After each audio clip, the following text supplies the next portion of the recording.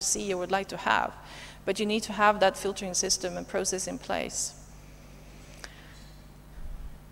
And also distinguishing or differentiating the community into different layers of importance for your organization, and finding a way of managing the information at those touch points and those meeting points in such a way that it benefits your company and your organization. But organizations are becoming more and more porous, more and more open, and more influenced by the consumers. Consumers are also posting a lot of information about your products and your services on the internet. It's for everybody to read.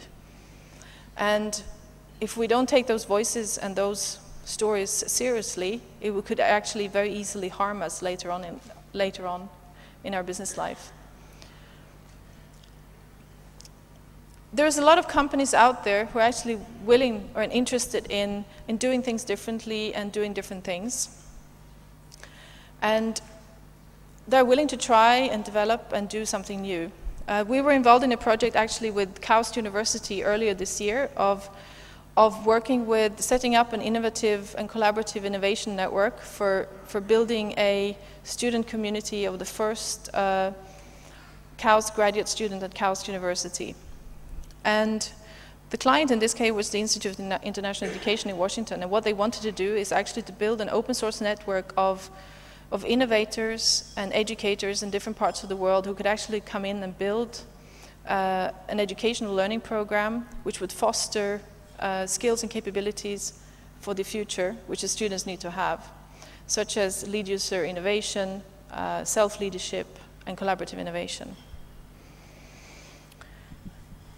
What we did with this, at KAUST University, we brought together 23 facilitators over 2 days from 13 different nationalities, 5 continents, of which 30 were women. And we were working with their first scholarship students, 400 of them, which actually started in September. And what some of you may not know is that this is actually the first co-ed university in the history of Saudi. And these students come from 43 countries, 5 continents, of 30% of them were women. And it was really important to come in at the beginning of the school year, even before the university actually started, to build this community of students and to build skills and capabilities, guiding principles, which will actually help them to build and form the student community once again when they arrive at the campus in September. To be able to build a community of students, we actually had to put in place a network and an organization of collaborators from different parts of the world, which could help us in this process and also work with the students. So I'm not sure, but this is, for me, it's a very good example that the marketplace is moving forward, that there are clients out there who are very interested in building and working with collaborative innovation. This is just a picture of sand. It's showing kind of the current economic state of the world. You know, in Sweden Sweden is impacted by the economic crisis and having to rethink their business models. On the other picture, you have a picture of sand in Saudi Arabia, in Dubai.